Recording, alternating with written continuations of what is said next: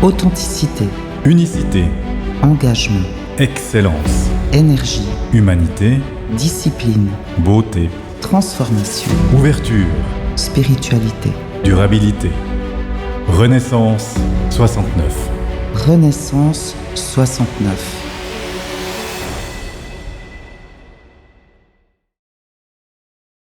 Bienvenue sur Renaissance 69. Bonjour Lina. Bonjour Yann, bonjour chers auditeurs, chères auditrices. Aujourd'hui, on va parler, Yann et moi, d'un sujet fondamental, l'humanité. Comment elle évolue, quels sont ses défis et où elle va. Et personnellement, outre le fait que c'est le mot que Yann a choisi dans le générique, je vais lui laisser parler de ce mot, car personnellement, je suis un peu négative par rapport à ce mot. Allez Yann, on y va. Oui, l'humanité. J'aimerais commencer par un petit texte que j'avais écrit et qui est aussi sur mon site internet sous Humanité, qui est une de mes valeurs fondamentales. Sans l'existence de l'humanité, la Terre ne serait pas ce qu'elle est aujourd'hui. L'homme est capable de grandes choses, qu'elles soient constructives ou destructrices. Je pense que chaque être humain peut à sa façon œuvrer à créer un monde meilleur par une des actions positives jour après jour. Mettre les intérêts de l'humanité au même niveau que les intérêts personnels, c'est le début d'un processus humaniste pour tendre vers un monde harmonieux où la considération, le respect et la paix sont placés au centre. Alors, quand j'entends ton texte, là, tu me redonnes, on va dire, beaucoup d'espoir, mais je suis totalement en accord complet avec ce que tu viens de lire. Mais qu'est-ce qui nous distingue des autres formes de vie? En fait, moi, ce qui me fait un peu peur, et ça, on en parlera lors d'un prochain podcast, c'est ce qui se passe avec toute cette intelligence artificielle, ce qui se passe aussi après comme les gens ont changé, post-Covid, cette manière d'être enfermé sur soi-même, d'être sur son attel. Enfin, mais ça, c'est un autre sujet. Donc, continuons à parler de l'humanité. Quand on parle d'humanité, on peut aussi parler de choses inhumaines. Quand on parle de l'animal, on parle généralement pas de l'inanimal. J'ai jamais entendu ce terme, en tout cas. C'est pas grave, tu fais des néologismes. Voilà. Moi, j'adore ça. Mais donc tout ça pour dire que sans l'humain, la Terre, elle serait définitivement pas comme elle est aujourd'hui. Donc autant les choses bien qu'on a créées, autant les choses mal, mauvaises, destructrices, elles seraient pas là. Donc j'ai envie de dire, c'est comme si on nous avait donné cette planète Terre et quasiment carte blanche, faites-en ce que vous voulez avec. Et êtes-vous capable de créer quelque chose d'harmonieux ou qu'est-ce que vous allez faire quoi au final? Et j'ai l'impression que, je veux dire, c'est pas, ça dépend à quoi vous croyez, mais admettons que quelqu'un a créé cette terre comme une place de jeu, comme pour expérimenter, pour voir un petit peu qu'est-ce que ces petits humains sont capables de faire. Moi, j'aime bien voir la chose comme ça parce que quand on regarde tout ce qui se passe dans le monde, j'ai vraiment l'impression qu'il y a de tout, de n'importe quoi aussi. Et autant du bien que du mauvais. Ce qu'il y a qui me fascine et qui me désoriente, c'est le fait que j'ai l'impression que c'est cyclique, en fait. L'homme, il construit pour déconstruire et il reconstruit. Et c'est juste ça, en fait, qui me chagrine un peu. Mais j'aime bien ton image. J'ai envie de m'attacher à cette image, je dois dire. Et pour toi, aujourd'hui, quels seraient les plus grands défis pour l'humanité? Les plus grands défis, on a la prise de conscience, d'être conscient déjà de nous-mêmes. On en a déjà parlé, donc être soi, l'authenticité. Et je pense déjà savoir qui on est, chaque individu. Si chaque individu savait déjà qui il était, je pense que ça serait déjà un grand pas pour l'humanité. Pour arriver à ça, il va falloir du temps. Puis, est-ce qu'on va vraiment y arriver un jour? Parce que c'est cyclique, comme tu le dis. Les êtres humains, ils naissent, ils disparaissent. Et finalement, chacun doit réapprendre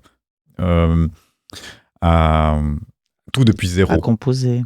Tout depuis zéro, parce que chaque vie qui vient sur cette terre, elle part de rien. elle part peut-être de l'héritage de ses ancêtres, dans une certaine mesure, mais on a quand même l'environnement. J'en avais déjà parlé, hein, on a ce qu'on nous donne à la naissance, on a notre environnement, puis après on a notre conscience qui permet de diriger, orienter les choses. Je dirais, l'humanité, c'est hyper complexe en même temps. Comment croire en l'humanité quand on voit aussi tout ce qui se passe sur cette terre? Je parle là des choses négatives, des guerres, les conflits. Mais en fait, pour moi, tout ça, ça change tout dans la manière d'être humain. Et puis, si on regarde tous ces aspects, ce qui se passe autour de nous, il y a de quoi être un tout petit peu déprimé. Mais heureusement, je vois quand même de l'espoir dans les jeunes, toutes les petites initiatives, ce qui se passe. Je crois que ce qu'on peut créer aussi au niveau local, ça peut créer un véritable impact. Et c'est important de garder notre capacité d'innover. Mais par rapport à ce que tu disais, comme tu le sais, Yann, je suis plutôt de nature pessimiste mais réaliste pour l'avenir.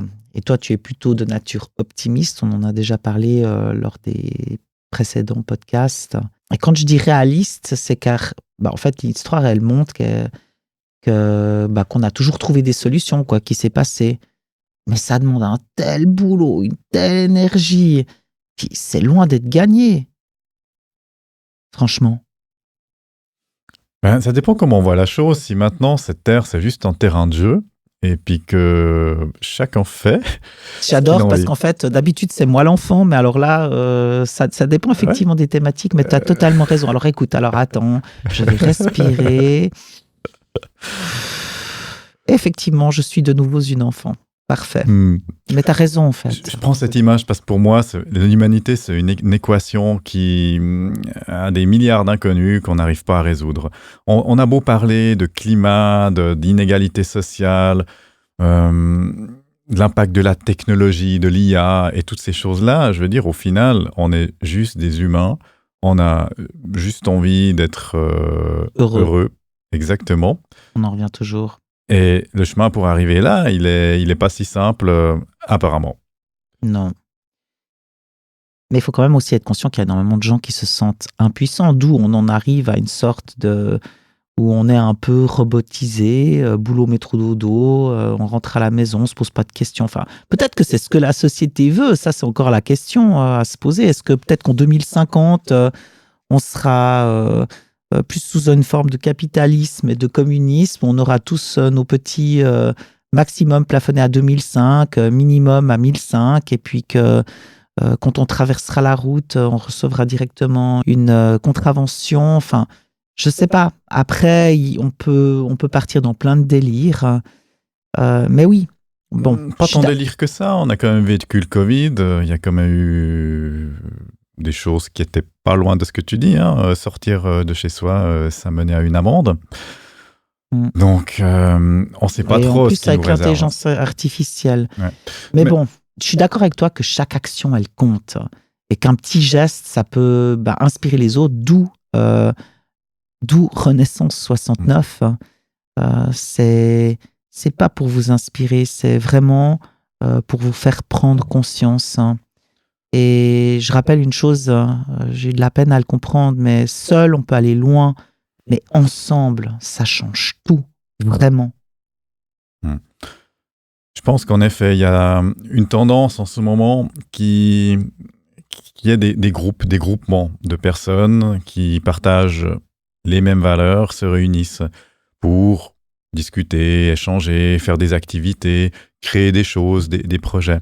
Et je pense que ça, c'est aussi un système qui va prendre plus de place encore à l'avenir. Enfin, les communautés, les groupes, ça a toujours existé. Et je pense que ça continuera à exister. Et puis tous ces écosystèmes peuvent parfois se rejoindre, être liés entre eux.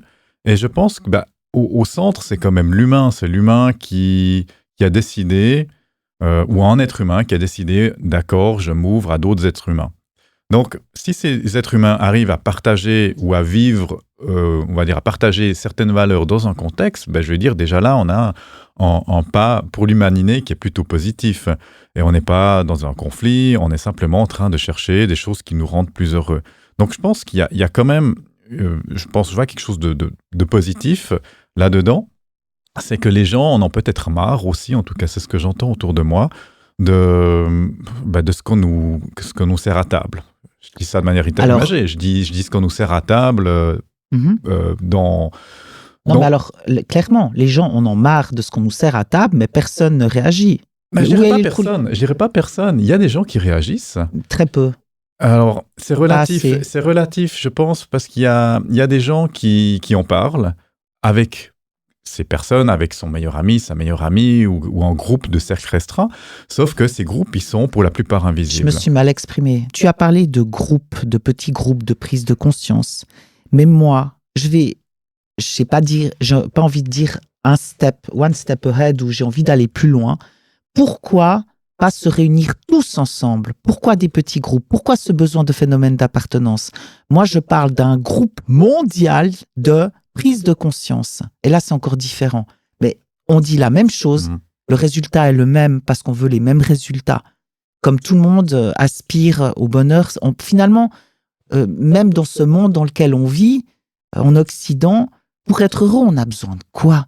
On a besoin de pouvoir manger à notre faim. On a besoin d'être aimé et on a besoin d'aimer. D'accord, hein? Je veux dire, on va chercher beaucoup trop loin. Il y a assez pour tout le monde, clairement, et on est dans un milieu de performance. Et je le sais parce que je l'ai été. Et j'en arrive à un stade où je me dis, what the fuck?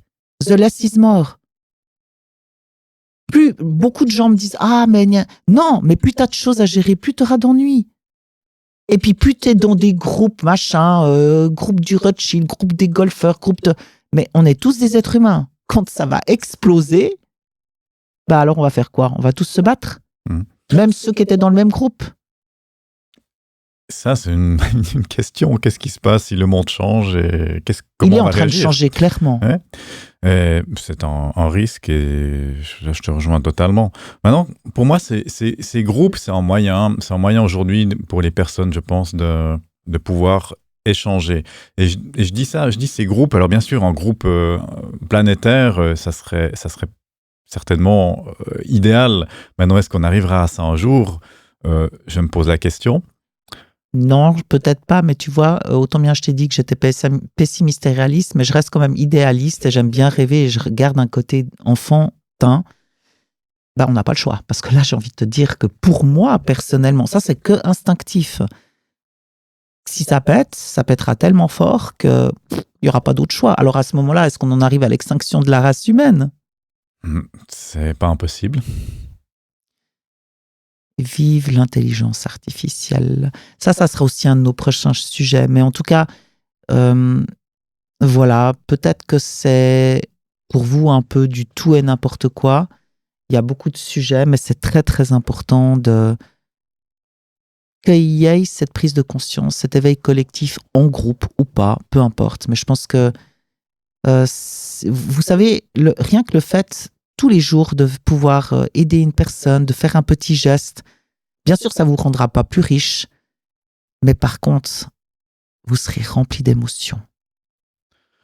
Moi, j'ai envie d'aller plus loin encore. Excuse-moi, Léna, mais pas de souci. J'ai envie d'aller plus loin encore là-dedans parce que on parle de performance, on parle de faire du gain, on parle de business. D'humanité. Moi, je trouve que c'est très bien tout ça.